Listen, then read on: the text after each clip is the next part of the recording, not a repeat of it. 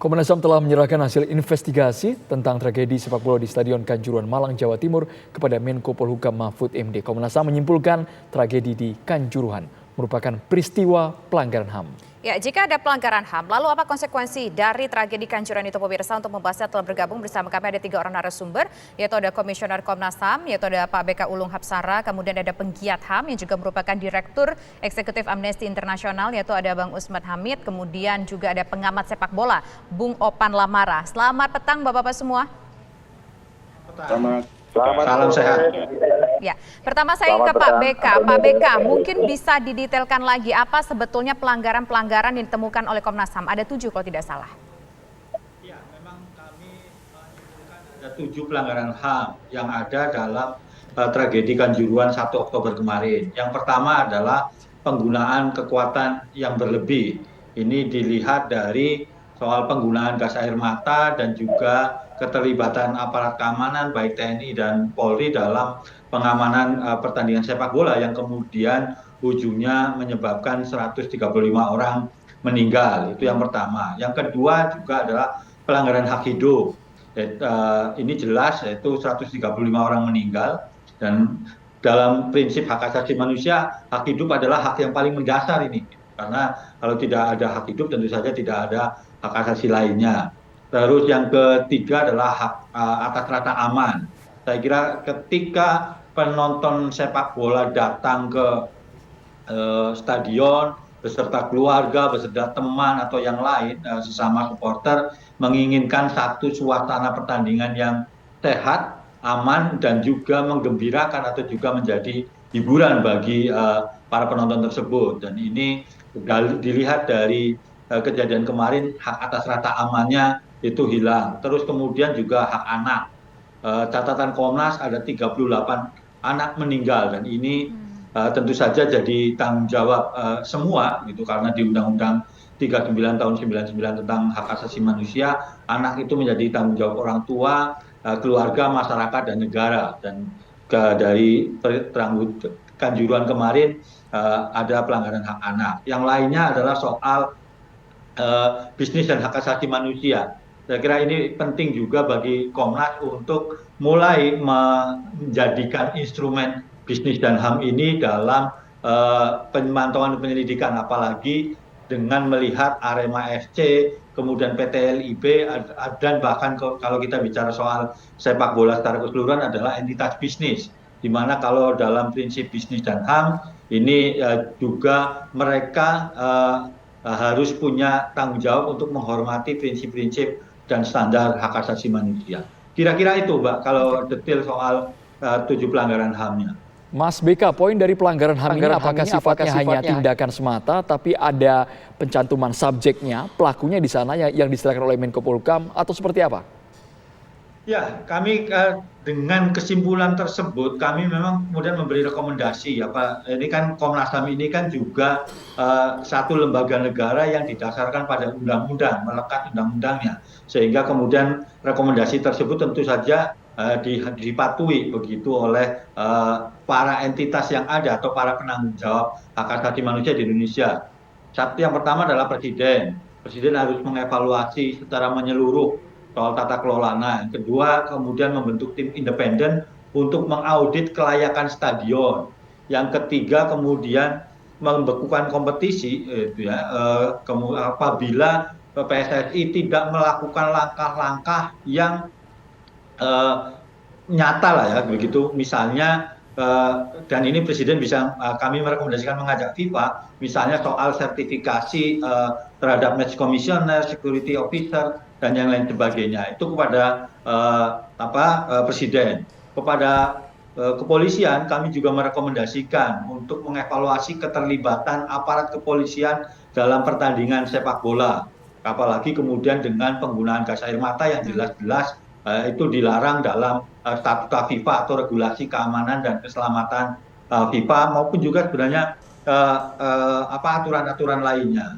Terus kemudian juga menindak secara hukum bukan hanya kepada para pelaku di lapangan begitu, tetapi juga mereka yang memiliki otoritas untuk mencegah atau memberikan respon cepat terhadap kejadian-kejadian kemarin, dan juga mereka yang sebenarnya punya tanggung jawab untuk membuat kebijakan yang memprioritaskan keselamatan dan keamanan itu, tapi kemudian diabaikan. Itu kepada kepolisian. Jadi terus kemudian kepada PSSI ada juga kami merekomendasikan untuk mengevaluasi ulang seluruh statuta PSSI, regulasi keamanan dan keselamatan, terus kemudian perjanjian kerjasama dengan berbagai pihak untuk lebih menekankan pada soal keselamatan tadi, bukan soal komersialisasi. Oke. Begitu juga kami meminta kepada PSSI untuk membekukan seluruh kompetisi apabila sertifikasi terhadap match komisioner, terus kemudian security officer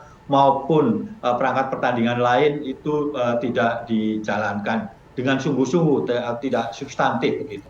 Kira-kira seperti itu, Mas. Oke, sekarang kita ingin ke Bang Usman. Bang Usman, dari Amnesty International dan juga sebagai penggiat HAM, lantas apa yang harus dilakukan negara dengan rekomendasi yang dikeluarkan oleh Komnas HAM ini? Sudah diberikan rekomendasinya kepada Menko Polhukam. Silakan, Bang Usman. Ya, terima kasih. Pertama tentu yang perlu dilakukan oleh negara adalah mendalami laporan itu dan memeriksa kembali laporan-laporan lain yang juga dimiliki oleh negara, dalam hal ini tim gabungan independen pencari fakta, juga laporan dari LPSK, laporan dari kepolisian, atau mungkin laporan dari internal MIPA atau dari internal PSS. Jadi keseluruhan laporan itu didalami dengan berpegangan pada laporan Komnas HAM. Nah, laporan ini sebenarnya bukanlah akhir dari penyelesaian dalam tragedi Kanjuruhan. Justru ini sebaliknya, ini masih merupakan awal dari usaha untuk memberikan keadilan kepada para korban. Nah, rekomendasi-rekomendasi yang disebutkan oleh Komnas HAM dan juga tim-tim penyelidikan lainnya harus diarahkan oleh negara, oleh pemerintah, untuk memastikan para korban, para keluarga korban yang kehilangan anak mereka, suami mereka, istri mereka, atau orang tua mereka, benar-benar mendapatkan kejelasan, mendapatkan kebenaran tentang apa yang menjadi sebab persis dari misalnya tragedi itu terjadi. Komnas HAM menyebutkan misalnya penggunaan kekuatan yang berlebihan atau penggunaan gas air mata. Bahkan di dalam laporan juga disebutkan gas air mata tersebut telah daluarsa.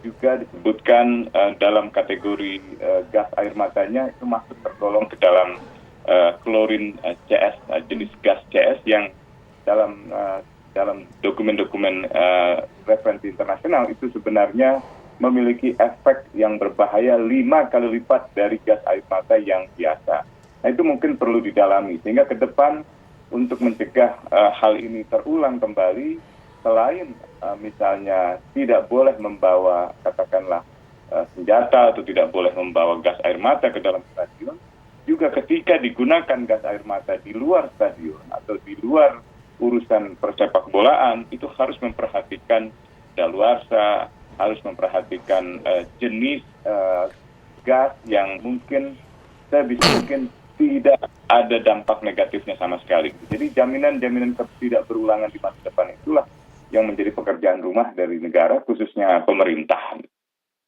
Ke depan ini bisa mengarah ke perkara pidana yang nantinya menambah jumlah daftar tersangka pada tragedi Kanjuruhan. Nah, kalau kita lihat dari keseluruhan laporan ini, memang dimensinya lebih banyak ke non-pidana, lebih banyak ke tata kelola persepak bolaan, kebijakan pemerintah, kebijakan aparat keamanan, termasuk juga tanggung jawab hak asasi manusia dari entitas bisnis atau perusahaan, baik itu misalnya televisi seperti televisi yang memiliki hak siar, atau entitas lain yang mengelola keuntungan finansial dari persepak bolaan. Nah, aspek yang kedua yang saya kira sangat penting dan harus didalami dan seharusnya memiliki implikasi lanjutan adalah aspek pidana dari hak asasi manusia yang dinilai telah dilanggar. Nah, dalam hal ini, apakah proses pemidanaan yang sekarang ini sedang berlangsung, penetapan tersangka dan lain sebagainya, akan bertambah dengan laporan ini, itu tentu yang ditunggu oleh publik, ditunggu oleh masyarakat, dan kita berharap bahwa yang disalahkan bukan hanya mereka yang di bawah, tapi juga mereka yang benar-benar memiliki tanggung jawab, memiliki kewenangan untuk mengambil keputusan itu. Dan yang kedua, sanksi-sanksi yang diterapkan tidak boleh sanksi yang sebatas misalnya administratif atau pendisiplinan, melainkan sanksi yang harus benar-benar adil, gitu ya, benar-benar setimpal dengan perbuatan dan akibat dari perbuatan itu, yaitu 135 orang yang meninggal dunia. Dan bayangkan kalau catatan Komnas HAM itu benar, misalnya 45 kali tembakan gas air mata itu sungguh-sungguh merupakan penggunaan kekuatan yang tidak bisa dibenarkan sama sekali. Bahkan ada beberapa rentang waktu yang sangat singkat ya, itu memiliki 11 kali tembakan gas air mata, bahkan itu hanya 9 detik. Nah ini yang saya kira harus jadi pembelajaran yang sangat penting karena tindakan itu betul-betul tidak bisa dibenarkan. Baik, nanti kita akan dengar suara dari pengamat dunia sepak bola Indonesia, Bang Opan, tapi usai jeda berikut. Kami kembali sesaat lagi.